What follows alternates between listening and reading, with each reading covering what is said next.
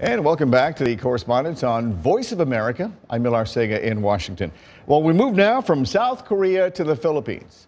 Amnesty International, the world's largest human rights organization, is accusing the Philippine government of crimes against humanity following a wave of executions there that have killed thousands of alleged drug offenders.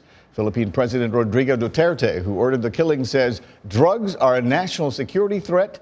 But as VOA's Henry Ridgewell reports, Duterte has ordered all police anti-drug units to be disbanded in the wake of the brutal killing of a South Korean man.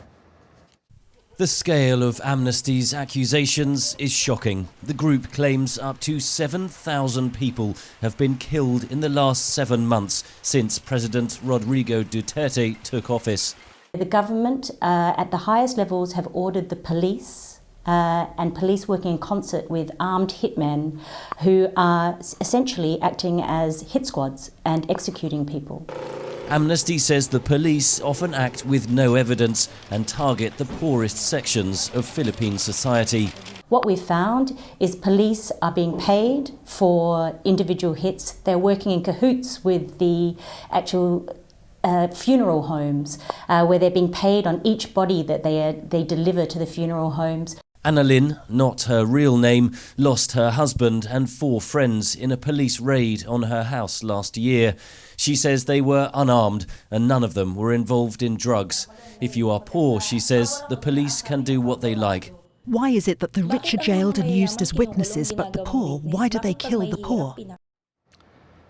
And joining me once again right here in Studio 52, the host of VOA's Asia in a Minute, our very own Steve Miller. I thank you for sticking around, Steve, and doing double duty. Now, these are very disturbing allegations, more than 7,000 extrajudicial killings. How did we get there? Well, I think you have to look at the campaign that Rodrigo Duterte ran as a candidate for the office of the president. He ran on a very populist campaign, trying to rout out corruption, rout out crime, as you said. It's being termed as a national security threat, the drug problem in the Philippines. And when he took office on June 30th of 2015, he implemented this program. And to date, roughly a third of these 7,000 killings have been carried out by police forces and the rest by other members of the population. Wow. So has Duterte, surely there has to be other more pressing matters for the Philippines. How is Duterte responding to some of the pushback from around the world and from Amnesty International? Well, he's consistently pushed back, saying that this is our country, it's a sovereign matter, and this is the way we need to do things.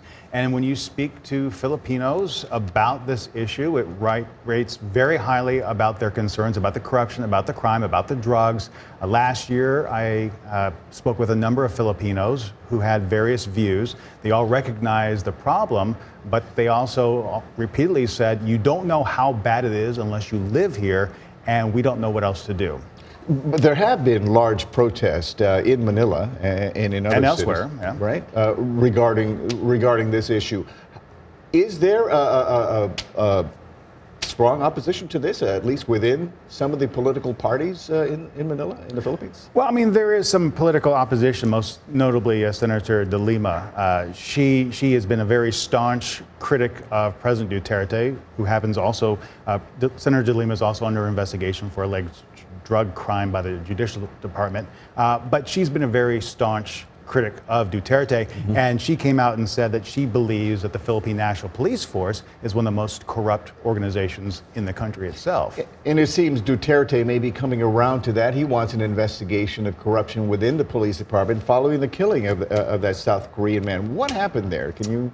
Okay, so the South Korean businessman, his name was Ji Ju. He was taken from his home along with his housekeeper, held in a police detention facility, and ultimately strangled.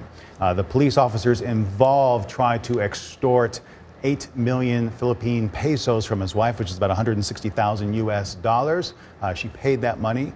And then they tried to extort another 5 million Philippine pesos, which is about $100,000. But she didn't pay that because they couldn't offer any proof of life. When all this came to life, there were several Philippine national police officers involved with the crime. That led to the Philippine president apologizing, as well as his chief of police apologizing to the widow about what happened and ultimately leading to the disbandment of the police forces. This looks bad because it directly points to this economic incentive that's been placed there. Police officers are actually making money from killing these suspects. Right, and during last year, President Duterte joked. He said, if you bring in a dead drug dealer, I'll pay you 5 million pesos, $160,000. But if you bring in one that's alive, I'll pay you 4.999 million pesos. A little bit less. A little bit less. But we see that routinely with some of his statements about killings. Whether or not he drove around Davao with a shotgun looking for people to kill. So he'll say something and then roll it back as a joke. He has admitted to killing drug suspects himself. He has, but he's also rolled back the statements as well. So his role. It's not exactly something you want on your resume. Exactly. So what happens next to these extrajudicial killings? Does that stop now? What happens? Well, hopefully it stops. That's what rights groups like Amnesty International want to see. What has happened right now in the wave of this last issue with the South Korean businessman is that he's disbanding the anti-drug task force within the police department and has assigned those duties to the National Anti-Narcotics Agency.